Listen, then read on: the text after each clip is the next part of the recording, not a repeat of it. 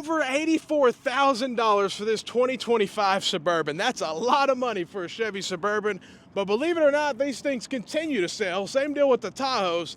They continue to sell, and General Motors is supposed to be doing the best out of the domestic brands when it comes to controlling their inventory. But let's see what they're working with. $80,000, that's a lot of money, but it is a 2024 Tahoe. Actually surprising to see a 2024 on the lot, considering General Motors is supposed to be in full control compared to, Ford. All it is 2024s. We should see majority 2025s today, but still, this Tahoe's build date is probably probably a year ago. This thing was built over a year ago, most likely, and it's sitting here not sold. So yeah, I mean, it's probably been here, I would assume, a couple hundred days at minimum. And it is a lot of money though, and there's a lot of competitions. Most people, how many Chevy dealerships do you have in your city? Probably, 10, 15, it really just depends. So there's a lot of competition, a lot of different Chevy dealerships, so they really have to compete. Look at this, $38,000. If it came with the V6, I'd still love it, but compared to the Toyota Tacoma, a lot of people are running over here, even though it still doesn't have that naturally aspirated V6, which is what they had before. And I think a lot of the domestic manufacturers are making huge mistakes with this right here. They're getting rid of the Malibu, so they're not going to offer any more sedans. And yeah, these sedans don't make a lot of money for the dealership. They don't make a lot of money for Chevy.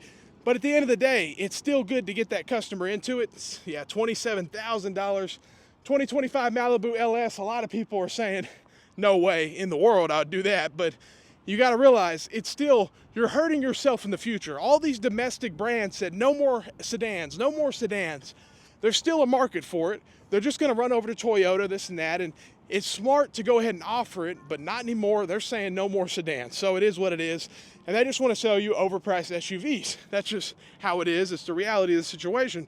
Let's see here, $48,000 for this 2025 Blazer, and that actually has a V6, surprisingly.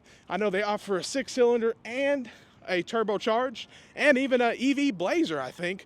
But believe it or not, the EV Blazer had to get a recall back to the dealership because it wasn't loud enough when they reversed. The sound wasn't loud enough, literally. And I have to show you guys this used car over here. You guys have probably never seen this vehicle in person, most likely. They're very rare. They just came out, and they're a very, very rare find. So let me know if you've ever seen this car in person. How do you even pronounce it? Something I can't even pronounce it. I got to think about it for a minute. They are special. I guess it was some very, very wealthy individual who owns a company that said, hey, the Land Rover is not, it's just too much technology. It's not a Defender enough. So what did he do? He made his own vehicle, literally.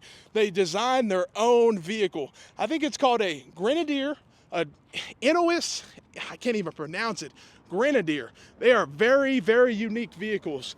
I don't know if I've ever seen one in person driving.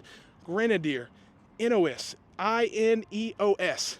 I know I'm not pronouncing that right. I don't know why I can't say it. I don't know what it is, but yeah, let me know if you've ever seen one of these actually on the road.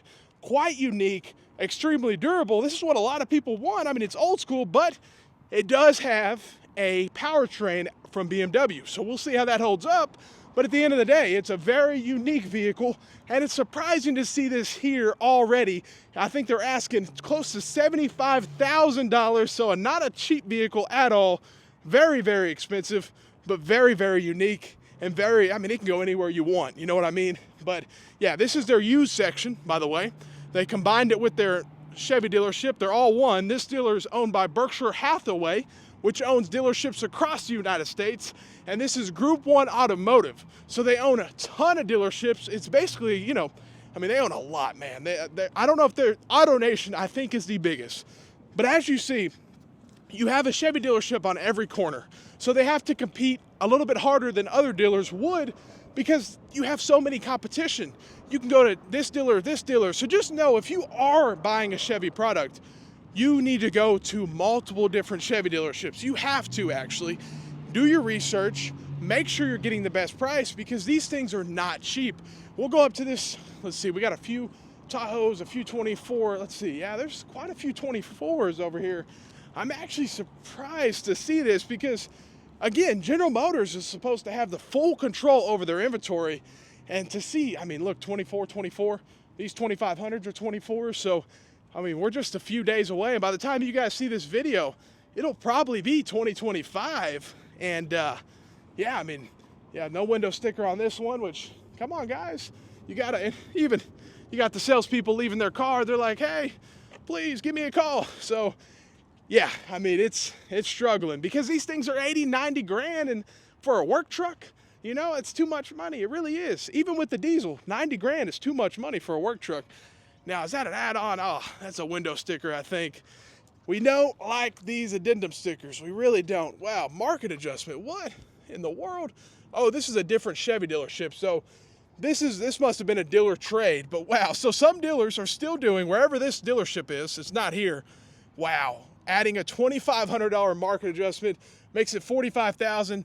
Yeah, that's about as cheap as you're getting for a full-size truck, though. And that's where people are like, okay, 45 grand, does it have a V8? Of course not, but still, that's priced. I mean, come on, if it came with a V8, we'd be talking, but it doesn't. And the dealership adding a $2,500 market adjustment, wherever that dealer is, it's not this dealership, but hopefully they're not still trying to get that. I would have pulled that off immediately, but 2024, 2024, 2024, 2024, so you see what's going on. We got a lot of 2024s on the lot, and the stuff's not cheap. I mean, we'll check out this Colorado before we get out of here, but yeah, I mean, it's going to be a lot, and if it had the V6, we'd be talking, you know what I mean?